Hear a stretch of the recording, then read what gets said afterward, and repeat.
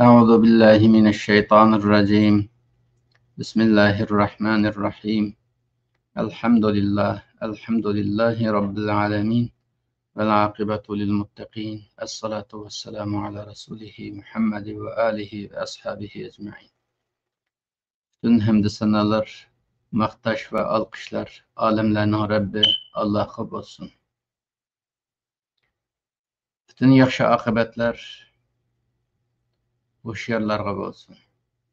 Salat, salam, aman ve esenlikler, kollaş ve destekler hemmesi bu Allah'ın peygamberi, bizning rehberimiz Muhammed Aleyhisselam'a, onun ailesiga, onun sahabelerine ve onun yolundan mangan yoldaşlarına olsun. Amin.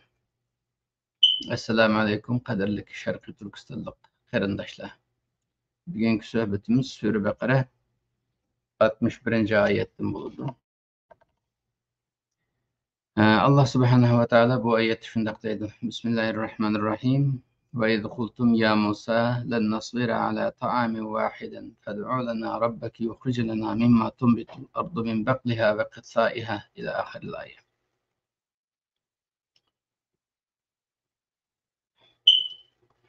Allah subhanahu wa ta'ala ehli kitapqa xitob qilib shundaq deydi. Ey ehli kitap, sizlar Musa alayhissalom zamonida Musa alayhissalomga shundaq xitob qilgantinglar. Ya Musa, biz birlam tamoqqa sabr qilolmaymiz.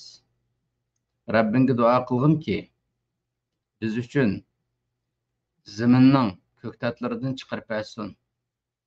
Tarxamak bo'lsin, samsaq bo'lsin, bug'doy bo'lsin, mash bo'lsin, piyoz bo'lsin. Qanday ko'ktat bo'lsa, biz burun Misrda yeb o'rgangan o'zimizning milliy tamoqimizni yaxshi ko'ramiz.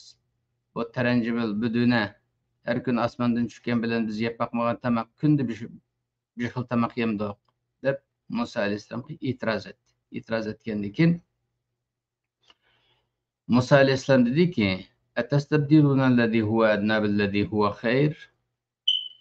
Hozir qo'linglarda bor bo'lgan eng yaxshi tamoqni eng tuvan narsalarga tegishni xohlamsizlar? Hozir yeyotgan manna salva Allah Teala tarafından yaratılıp sizge düşürülgen tamak olsa, ilahi tamak olsa, bunu yerden çıkan köktatlardan itilgen en tüven derecelik tamak tegişemsizler. Ehbet o Mısır'ın, ondaqda Mısır'ı qaytanlar. Mısır'da digin anlı ba. Yep yügengen hemen hesanlı ba. Ama Mısır'da kulluk mu ba? Allah sizlerini Mısır'daki kulluktan kutkazdı, azatlık verdi, ilahi tamak verdi. İlahi tamakni yaratmaysizlar. Yani burunqi milliy tamoqlarni sağınan bo'lsanglar, qulluqqa qaytib ketinglar Misrga. Dedi. Diyalog shunday bo'ldi. Ammo natijada nima bo'ldi? Va duribat alayhimud-dillatu val maskana. Buni degan Musa alayhissalomga, buni degan kishilarga zillat va maskanat tamg'urilib ketdi. Allah sizni izzatga chiqay desa, mustaqillik beray desa, agar shu qo'saqni deblam, tamoqni deblam, shundoq payg'ambarga itoatsizlik qiladigan bo'lsanglar, sizlarga xorliq yor bo'lsin, maskanat yor bo'lsin deb Musa alayhissalom shundoq dedi. Yana bular Alloh taolo tarafidan kelgan bir g'azab bilan qaytdi. Neticede g'azabni qo'lga keltirdi. Allohning rahmatini emas, Allohning g'azabini qo'lga keltirdi bular. Nima uchun? Musa alayhissalomning rahbarligida, Harun alayhissalomning rahbarligida, Yusha alayhissalomning rahbarligida, 3 payg'ambarning rahbarligida bu insonlar eng oxirgi kelganda Allohning g'azabiga uchradi. Chunki bular Allohning oyatlariga kafir bo'ldi. Va payg'ambarlarni o'ldirdi haqsiz holda. Yani şunun için ki bular asi oldu. Allah'a asi oldu. Peygamber'e asi oldu. Ve kanu ya'tadun. Haddini aştı. Dep Allah subhanahu wa ta'ala Beni İsrail'den boğan Musa aleyhisselam'ın kavmini şundaq ta'rifleydi. Qarindoshlar, bu oyatni nima uchun bugungi suhbat temasi qildik degan vaqtda meni ansirtayotgan bir ahvol bor bu oyatni his qilgan. Ya'ni bulardagi zillat va maskanat ularga tamg'urilib ketdi-ya. Shuningga diqqat chekishimiz lozim. Diqqatimizni shuningga berishimiz lozim. Zillat degan zot xorliq. Xorliq degan qarindoshlar, zillat tamg'usi yegan vaqtida hech qachon izzat deb qilinmaydi. Zillat izzatning ta'tiri. Eziz o'g'ilmaydi. Har qanday yerda xorliq qiladigan bir ish bo'ladi. Aşk haqlimi? Peygamberning avlodi turg'uluq. İçidən şunchalar jiq peygamber turg'uluq, xorliq qiladilar. Nima uchun? Peygamberga asi bo'ldi, Allohga asi bo'ldi, bunda xorliq qildi. Bu xorliq tamg'isi yegan vaqtida shu dunyodagi eng rezil millatga qulluq qiladigan ish qiladi. Endi bu oyatni suhbat temiz qilishimizning sababi qarindoshlar, mushu millat bilan biz Sharqiy Turkistonning xalqi orasida bir o'xshashlik bormidi?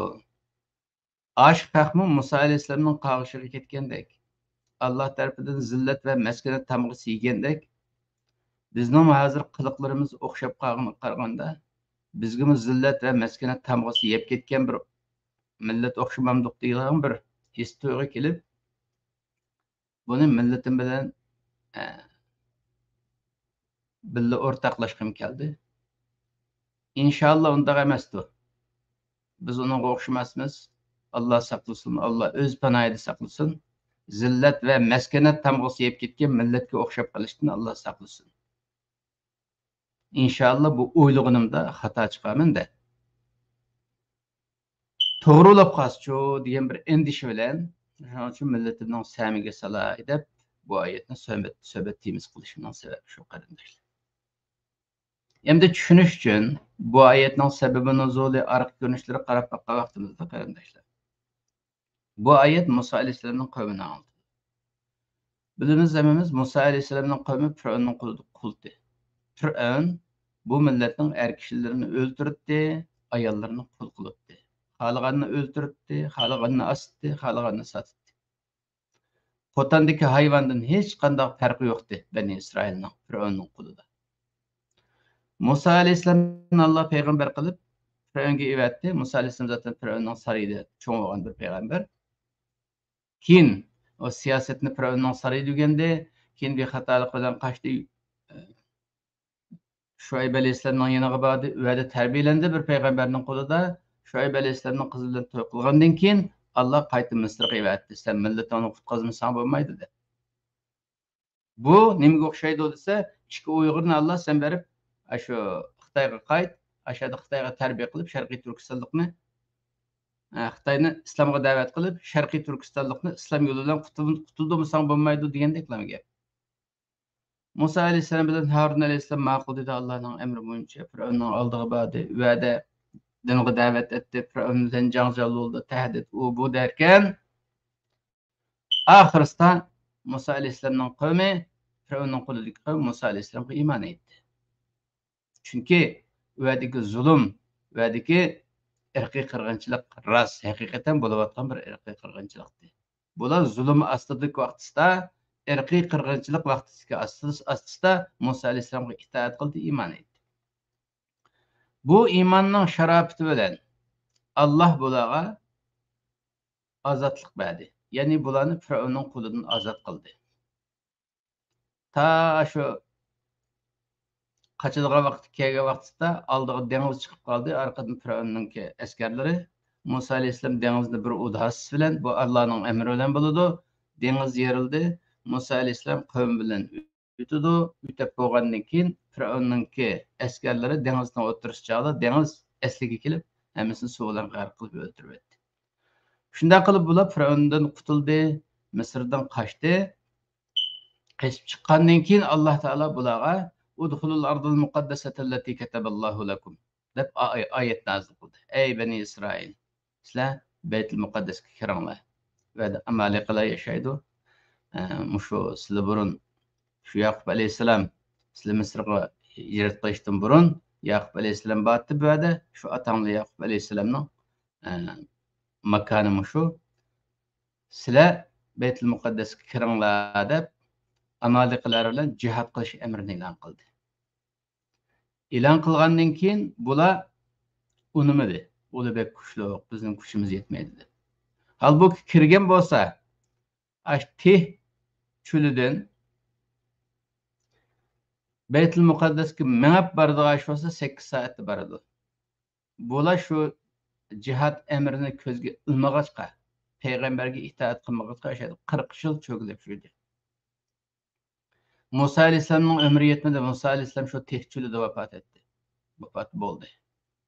Andan keyin ularga Harun alayhissalom rahbarlik qildi. Harun alayhissalomning gapi bo'lmadi va Harun alayhissalomning umri o'tdi, vafot bo'ldi. Eng oxirisida ko'nlar o'lib, yangi tug'ilgan avlodlar cho'ng bo'ldigan vaqtchi va Yusha alayhissalom qoldi. Yusha alayhissalom yoshlarni boshlab Beytul Muqaddasga urush e'lon qildi. Yusha alayhissalomning qo'li bilan Bani Isroil musulmonlari g'alaba qildi, Beytul Muqaddasga kirdi. Endi Allah Tih cho'lidagi insonlarni bizga tushundirgan vaqtda bu insonlar nima deganda Firavndan qutulib, Tih cho'liga kelgan vaqtda Musa alayhissalomga nima deb e'tiroz bildirganda, biz Misrda mendaq tamoq yegimiz kelganda, miyada o tamoq yo'q ekan. Alloh tushirib bergan mannas va salva tamoqidan zerikib ketdik deb tamoq masalasini bahona qilib payg'ambarga osiy bo'lgan. Hozir bizningki nurg'un Uyg'urlarimiz Xitoyning jangosi yo'q, Xitoyning achchisi yo'q, tamoqni yegimiz kelmadi deb, vatandagidek tamoq yeb oldi deb, Xitoyning bijmillarini ishlatib tamoq etgandek, ma'lumi o'zini qul qilganlarning tamog'idan sig'inib ketgandi. Shuning bilan bu yerda bu xalqninki payg'ambarga osiy bo'lib 40 yil jangalda o'tkazib o'tganligini Allah bu yerda tilga ilib, mush isyonining tufaylidan Allah ularga zillat va maskanatni tamg'ilab etdi deydi qarindoshlar. Endi qissa bek uzun. Hemen anlatıp bo'lmaydi. Bu shadiki zillat va maskanat nima edi deb buni tushunish to'g'ri kelganda, zillat degan xarliq. Xarliqni qabul qilish. Xar yashashni harammaydigan bo'lib qolish. Meyli düşmanning mamlakatida yashasin, meyli do'st yorlarning mamlakatida yashasin, do'stlar tarafidan xar ko'rilish. Shunday bir oqibat zillat degan. Masalan, biz Sharqiy Turkistonlikning ko'zimizda Xitoyda tuvan bir millat bo'lmaydi. Sifat jihatda bo'lsin, insonlik jihatda bo'lsin, axloqiy jihatda bo'lsin. Endi o'zimizga solishtirib deymiz-ku, Xitoyda bir tuvan millat bo'lmaydi. O'zimiz ko'rib yaratmaydigan shu Xitoy millatiga qululab qoldik. Nima uchun qululab qoldik? Chunki zillat ruhimizga yerlashib ketgachga. Xar bo'lib yashash, xarliq kunash ruhimizga yerlashib ketgachga, Xitoyning qulida yashashni harammaydigan, eg'i kelmaydigan, numus qilmaydigan holga kelib qoldik. Bu zillatni qabul qilgandan keyin nima keladi keyinidan? Anki maskanat keladi. Maskanat degan harakatsizlik. Sukunat yiltizdan chiqib, maskanat degan miskinlik, harakatsizlik. Faoliyatsizlik. Shunchalar zulm bo'lyapsimi, shunchalar irqiy qirg'inchilik bo'lyapsimi, bir turlik harakat qilmaydigan jim turib olish. Hatto bu mumkinmi? Xitoy qarshi tug'il bo'lamdi. Mustaqillik degan gap mumkinmi deydigan? Shunday xiyollar bilan harakatsiz bo'lib olish. Deyliki mumkin emas deydi. Xitoy qarshi turish, mustaqil bo'lish mumkin emas deydi. Mumkin emas bo'lgan bo'lsa, shu Xitoyga qarshi turmay yashash durustmi? Shu ishg'oliyatni qabul qilish, zulmni qabul qilish, irqiy qirg'inchilikni qabul qilish insonga yarashamda. Biz bu inqilob yo'lida Xitoyga kuchimiz yetmadimi deyli, hech ish qilolmadik deyli. Agar mushu yo'lda o'lib ketsak, hech ish qilolmay o'lib ketsak, Xitoyga qarshi turman deb, yani o'zimizni qutqizamiz oxiratda. Ya Alloh deydiki, ey bandam, qulog'ingdan kelganini qildim Xitoyga qarshi. Milletin uyg'onmagandan keyin, dunyoning sharoiti shundoq bo'lgandan keyin kuching yetmadi. Qulog'ingdan kelganini qilganliging uchun afv qildim deydi Alloh. O'zimizni qutqizamiz. Agar bahona ko'stib desek ki ulu bek kuchliqda bizning zodi kuchimiz yetmaydi. Kuchimiz yetmagan ishga ömrimizni onunga sarf qilmadik. Bakadım baka epleşmeydiğin işinin keyinden jugumadık desek, o özür kabul kılmaydı Allah'ın adı. Bizning bu dünyadaki vazifemiz qo'limizdan kelganini qilish, irodamizni o'tirib qo'yish. Ya'ni qulluqni xohlamaydiganligimizni, zillatni, xorliqni xohlamaydiganligimizni o'tirib qo'yish. İradamizdan qulluqqa qarshi ekanligini, ishg'oliyatga qarshi ekanligini isbotlash. Bizning vazifamiz bu. Allohga va'da beraylik. Agar Allohning digini bo'yicha ittifoqlashib bu yoqqa kelsanglar, az bo'lsanglarmi g'alaba qilasizlar. Nusrat ato qilaman. Nurg'un az sonliq insonlar, ko'p sonliq insonlardan ustidan g'alaba qilgan misollar bek ko'p deb Qur'onda jiqyadi deydi. Kam min fi'atin qalilatin g'alabat fi'atan kathiratan bi'idnillah. Allohning izni bilan nurg'un az sonliqlar, nurg'un ko'p sonliqlarni yenggan, g'alaba qilgan ishlar bek jiq deydi Qur'on. Allah şundaq deb turvassa, biz kuchimiz yetmeydi, bu mustaqillik mumkinmi, mumkin emasmi deb tartishib o'ltirish, hatto inqilobchi deb atalganlarning o'tirishib tartishib o'tirish va zillatning belgisi qarindoshlar. Ya'ni ruhimizdagi qululab ketganlikning belgisi. Qulluqqa ko'nib ketgan odamlar ozodlikni nima qilmaydi, xohlamaydi. Meni azat qilib yetib qolib qolsa, mening hech nimam bo'lmas, nadan jon boqaman, nadan qo'sqimni to'g'izim deb qul xo'jayin neydi aytgandan keyin azat qilib, qandoq jon boqishning g'amini qilib, qulluqni orlig'isi kelmaydi. Shuningga o'xshagan mustaqillik desa beshag'raydigan, Xitoyga qarshi harakat desa beshag'raydigan ish agar bir millatda bo'lgan bo'lsa, buningki psixikasidagi va ruhiy holatdagi bu diniy atalg'isi zillat va maskanatdan bo'ladi. Xorliqni qabul qilish, xo'rliqqa ko'nib ketish va uning natijasidan kelgan harakatsiz qarshi turmaslikni odat qilib olish. Zillat va maskanat shu qarindoshlar. Mana Bani Isroilning beshiga tushgandan keyin minglarcha yil xorliqda yashadi. Endi buni zillat maskanatni endi biz yo'qmiki deyli desak, biz degan Uyg'urlar, musulmon, ulug' millat, unda millat bu bizda yo'qmiki desak, hozirgi kunda mushunchalar irqiy qirg'inchilik ostida turibmi harakat qilamaganligimizga qarab, hala xili yomon degan odamlar, voy qarka bu mumkinmi? Bu Xitoyga qarshi turish kuchimiz yetami? Bu quruq xiyol emasmi bu? deb xili dindor odamlarning og'zidan chiqib qolishi insonni endişelendirdi qarindoshlar. İnsan degan, normal bir musulmon degan, kuchim yetsa yetdi, yetmasa mushu o'ldi, o'lay bo'ldi, o'lay. Nomusni, zillatni va maskanatni qabul qilib yashagandan, xorliqni va qulluqni qabul qilib yashagandan bo'ldi, o'lay deydi normal bir musulmon. Olim bo'lib ketish kerak emas. Normal vijdoni va iymoni va axloqi joyida bir inson mandaq zulmga qarshi turgandan o'lay, eng az Allohning oldida bir yuzim yo'riq bo'ladi, ey Alloh, mushundan qarshi turib o'ldim degan bo'ladi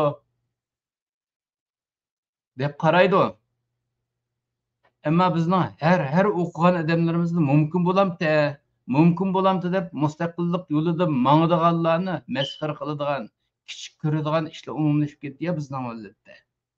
Mushu ahvolni ko'rib qarindoshlar, shu Bani Isroilga urilib ketgan zillat maskanat tamg'isi bizga urilib ketgan bo'lsa qandoq bo'lar? Mushu bir xalqimiz bir o'ylish baqsa ekan deb bu suhbatning temas qildim. Endi Muş Ramazanda turuptuk qarindoshlar. Agar mushu niyat bilan ey Alloh bizga zillat va maskanat tamg'asini urib o'tgan bo'lsang, biz tavba qildik Allohim. Biz unda tamg'ani yeyishni xohlamaymiz. Bu tamg'ani bizdan ko'tarib et deb, mushu Ramazonda tavba qilish, istig'for aytish bizning vazifamiz. Allohga yalverish bizning vazifamiz. Mush Ramazonning o'tirdiki 10 kuniga kelib qoldik, mag'firat zamoniga. Allohning qanday gunohimiz bo'lishidan qat'iy nazar mag'firat qiladigan bir zamoniga kelib qoldik. Mush zamonda qarindoshlar, o'zimizning namidan, ota-onamizning namidan, ajdodimizning namidan, ash vatandagi jo'yilib ketgan, ash vatandagi zulm ostida islomsizlikdan Xitoyga osmala olib ketib qolgan shu bechora mazlum xalqimizning namidan Allohga duo qilaylik, Allohga tövbe qilaylik, Allohga istig'for aytaylik. Bo'lapmi o'sha zillat, maskanat tamg'asini o'g'an bo'lsang Alloh buni ko'tarib et deb yalviraylik. Agar shunda shu tamg'a urilib ketib qolgan bo'lsak, Alloh ko'tarib etishga qodir. Yana bir oyatda deydi, "Duribat alayhimud dillatu va ba'u bighadabin minallohi va duribat alayhimul maskana illa bihablin minallohi va hablin minan nas." Mushunda zillat va maskanat tamg'asi urilib ketgan vaqtda Allohning jipi, Allohning og'amchisidan qutulg'uli bo'lishdan boshqa ish bilan qutulg'uli bo'lmaydi deydi oyat. Ay zillat va maskanat tamg'asidan qutulishimiz uchun Allohning yo'lida menishimiz shart. Mangan vaqtimizda Alloh qutuldirdi, bo'lmasa qutuldirmaydi. Agar bu meningki xiyolim bo'lib qolib, agar unda bo'lmay biz zodi isl millat bo'lib qolgan bo'lsak, zillat va maskanat tamg'asi yemagan bo'lsak, agar mushunda duo qilsak, uning hech nimaga ziyon olmaydi.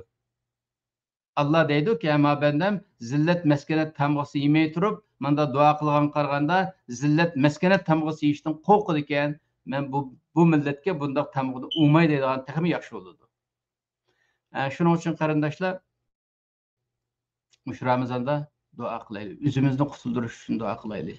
O'zimizning baxtli bo'lishimiz uchun, o'zimizning baxtimiz uchun, bola chaqalarimizning baxtimiz uchun duo qilaylik qarindoshlar. Ramazonni bekor o'tkazib o'tmayli, duo zamoni. Yana bir gap qarindoshlar. Bu Ramazonda bir g'oya tiklaydi. Ya Alloh, men o'lib ketgan vaqtimda Payg'ambar alayhisalom debdi, mush zulmga qarshi jihad qilmay, urush qilmay, yoki urush qilishni planlamay o'lgan odam iymonsiz o'ladi debdi Payg'ambar alayhisalom. Men shu iymonsiz o'lib qolmaslik uchun men agar Xitoyga qarshi bir urush qilishni xohlayman, fursat bo'lsa urush qilib shahid bo'lishni xohlayman. Agar fursat bo'lmay qolsa shu yo'lda jon berishni xohlayman deb o'zimizni shu Xitoyga qarshi harakat qilish, mustaqilligimizni asliga keltirish harakatiga atab baqayli duolarimizda. Alloh qalbimizga shunday kengchilik beradi-ki, qalbimiz kengrigan vaqtda ustimizga yuklangan yukvag'u, qo'rqinch yuklari, endish yuklari, o'zimizni kichik ko'radigan yuklar va men bu ishning ostidan qanday chiqa olayman, qanday qila olayman, bu ish mening qo'limdan kelamdi deydigan shunday bir yuklar va shu yuklarning hammasini Alloh ko'tarib o'tib, hech kim qolmasa o'zim yolg'iz men bu yo'lda deydigan holga kelalaymiz inshaalloh. Alloh hammamizga hidoyat bersin, to'g'ri yo'lga boshlasin qarindoshlar. Hammamizni Allohga yaramliq bandalardan, Muhammad alayhisalomga yaramliq ummatdan qilaversin. Sharqiy Turkiston xalqini mushu dunyodagi normal insonlar qatorisidan yer verib, mustaqil Sharqiy Turkistonimizda qaytadan mustaqil yashashga nasib qilsin. Yaşagan müddetçe İslamiyet'ten ölüdüğün çağımızda iman ve tövbeden ayırmasın. Subhane rabbike rabbil izzeti amma yasifun ve selamun alel murselin velhamdülillahi rabbil alemin.